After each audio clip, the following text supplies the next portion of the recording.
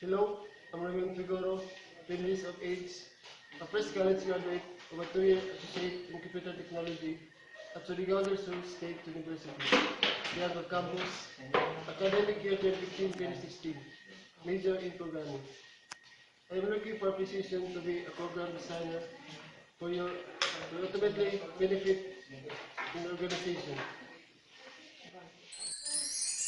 In my past 2 years of studying my BScs degree, in my educational background with the completed courses like website development, database system, design programming, and troubleshooting.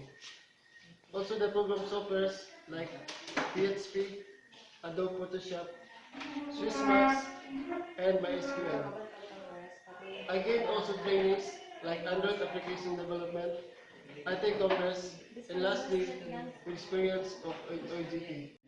In behind of my experience, I have also skills like creating program designs and create my first personal web page.